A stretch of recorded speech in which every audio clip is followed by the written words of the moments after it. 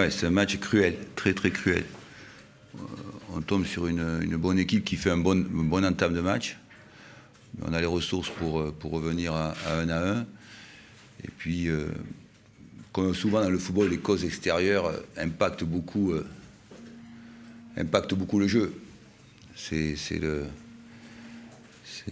vraiment le déterminisme de notre sport. C'est-à-dire les causes extérieures impactent beaucoup le jeu. En jouant à 10 contre 11, après tout est faussé, même si les joueurs ont fait preuve de beaucoup d'entrain et de force à 10 contre 11. Mais c'est cruel pour les joueurs. Évidemment, moi, perdre un derby, c'est toujours très désagréable. Et surtout qu'on se cheminait sur un match nul et que les joueurs faisaient les efforts. Mais c'est vraiment l'essence même de notre sport, quoi. Les causes extérieures impactent beaucoup le jeu, énormément. Puisque nous, on en a expulsé. Il y a une photographe à la 65e sur Yatara, de la part d'un défenseur adverse, qui n'est pas sanctionné par un carton rouge, alors que nous, Le Bihan ayant subi plusieurs fautes, il se rebiffe, il prend le rouge direct. Et de ce point de vue-là, on voit bien que ça influence énormément le cours de la rencontre. Mais notre sport est fait ainsi, le football était fait ainsi. Je suis déçu pour mes garçons. Mais bon, effectivement, ça nous met effectivement toujours l'idée de construire notre projet sur. Ça n'impacte pas effectivement complètement notre saison, effectivement, puisqu'on est tout début de saison, mais ça met en valeur les progrès qu'on doit faire à tout point de vue, même si, comme je le dis, il y a des circonstances du scénario du match qui fait que ça ne roule pas dans le sens qu'on le souhaite nous, par le fait que effectivement l'arbitrage prend une part importante dans le cours de cette rencontre. Mais c'est ainsi. Notre sport est vraiment toujours impacté par ça. Il faut l'accepter, c'est ainsi. Il faut l'accepter.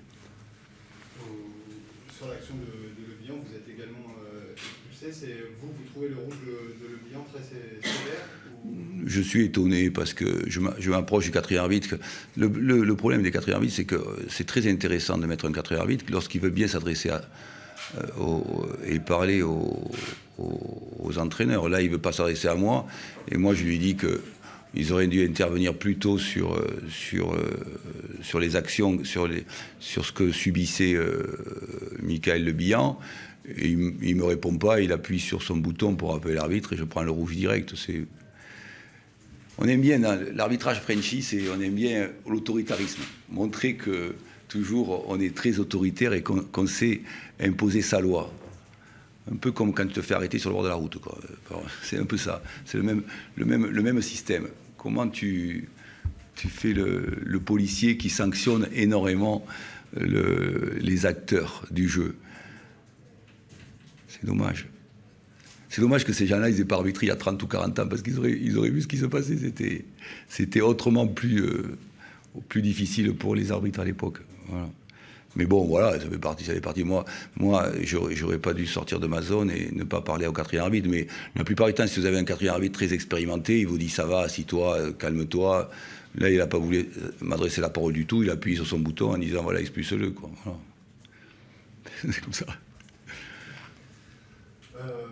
Avant finalement cette expulsion qui forcément implique grandement ce match, il y a Stantam, elle ne doit pas vous convenir. Certes, l'équipe fait l'effort de revenir, mais vous mettez un peu dans le dur sur ce début de match. Oui, sur le début de match, les Troyens ont fait un bien meilleur début de match, vraiment très impressionnant. Mais c'est déjà un problème à régler pour nous, parce que c'est souvent le cas à domicile. Et effectivement, c'est quand même un problème à régler pour nous. Et après, ce qui est intéressant, c'est qu'après cette entame difficile, nous, on réagit bien et on revient et on sait reprendre le cours des choses. Mais c'est vrai que c'est quelque chose d'assez récurrent chez nous depuis le début de la saison qu'il faut corriger. Mais même que ce soit à domicile ou à l'extérieur, c'est quelque chose qu'il faut corriger.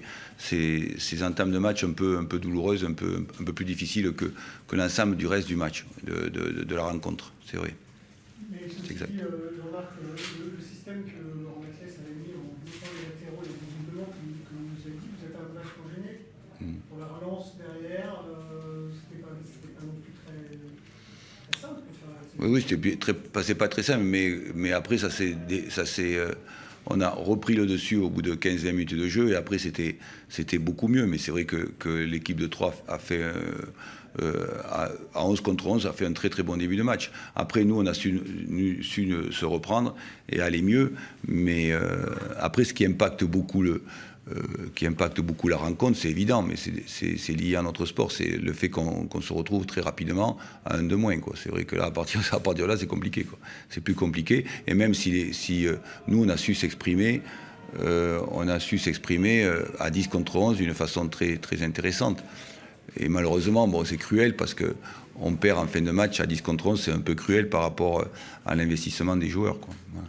Je dis souvent que les saisons sont longues, donc je ne dis pas qu'il faut oublier cette rencontre, mais sur celle-ci, en tout cas, il y a quelques satisfactions, notamment la rentrée de Yattara qui était plutôt...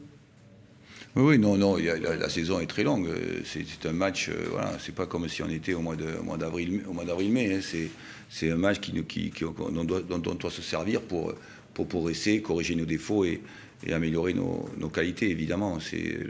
Mais c'est ce que je constate, c'est que la construction du projet ne peut pas se faire du jour au lendemain. Qu'il faut du temps, effectivement, pour s'améliorer et puis corriger nos défauts, effectivement. Mais c'est très difficile à la fois d'analyser la rencontre après le fait que l'impact extérieur des causes extérieures impacte beaucoup le cours de la rencontre et que c'est assez cruel parce qu'on aurait aimé effectivement aller chercher un match nul à 10 contre 11 et là on doit se servir de ça pour être encore plus costaud et plus gaillard, mais pour instantanément ce soir c'est assez cruel, quoi.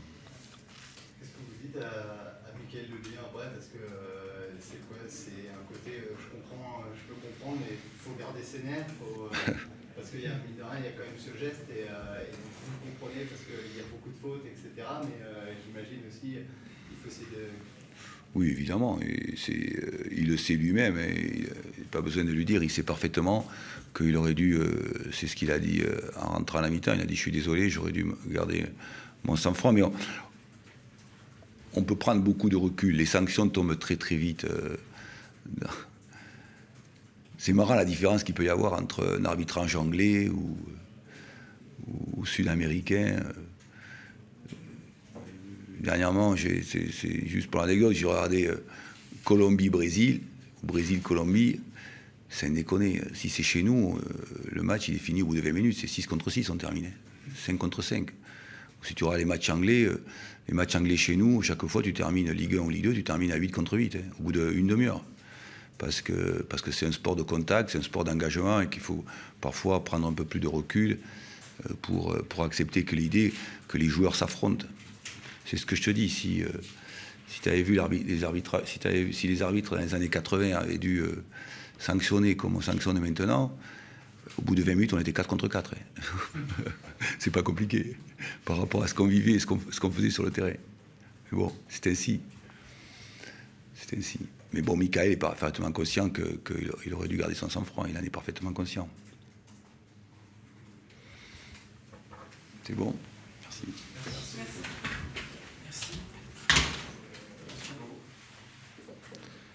Je vous dirais que je préférerais gagner les matchs un peu plus facilement avant. Malgré tout, en deuxième mi-temps, c'est vrai qu'on a eu moins de maîtrise dans le jeu et on a laissé peut-être un petit peu Auxerre se procéder par contre.